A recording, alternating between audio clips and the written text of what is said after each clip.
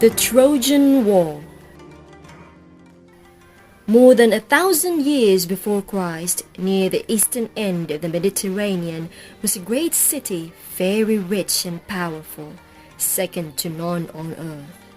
The name of it was Troy, and even today no city is more famous. The cause of this long-lasting fame was a war told in one of the world's greatest poems, the Iliad.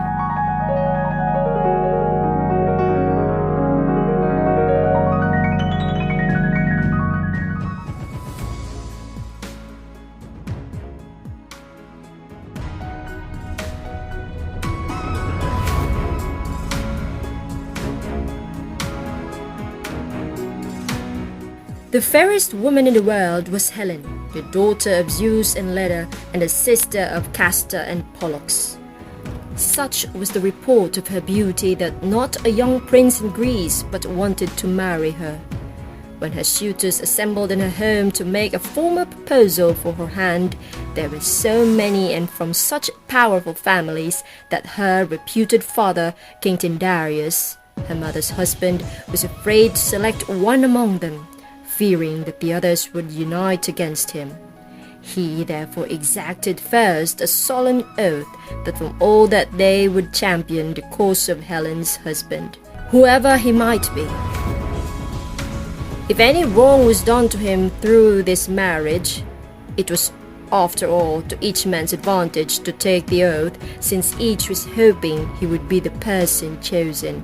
So they all bound themselves to punish to the uttermost anyone who carried or tried to carry Helen away.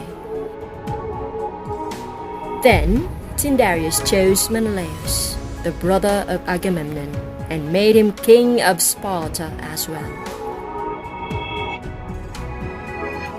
So matters stood when Paris gave the golden apple to Aphrodite. The goddess of love and beauty knew very well where the most beautiful woman on earth was to be found. She led the young shepherd, with never a thought of Oenone left forlorn, straight to Sparta, where Menelaus and Helen received him graciously as their guest. The ties between guest and host were strong. Each was bound to help and never harm the other. But Paris broke that sacred bond.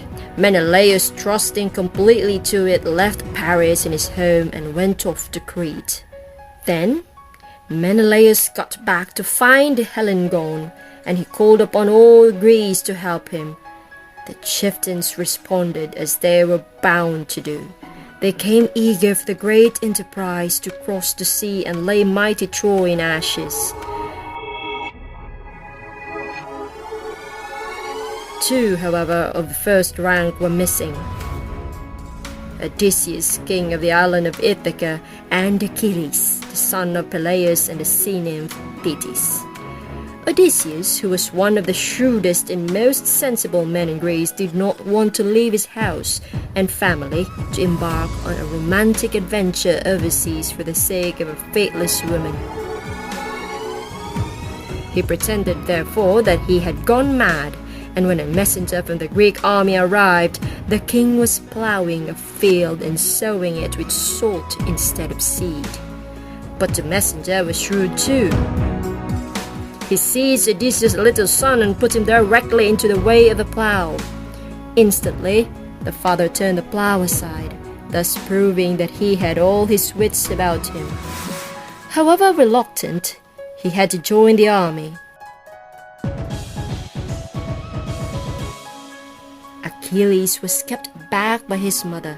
The sea nymph knew that if he went to Troy, he was fated to die there. She sent him to the court of Lycomedes, the king who had treacherously killed Theseus and made him wear women's clothes and hide among the maidens. Odysseus was dispatched by the chieftains to find him out. Disguised as a peddler, he went to the court where the lad was said to be, with gay ornaments in his pack such as women love, and also some fine weapons. While the girls flocked around the trinkets, Achilles fingered the swords and daggers. Odysseus knew him then, and he had no trouble at all in making him disregard what his mother had said and go to the Greek camp with him.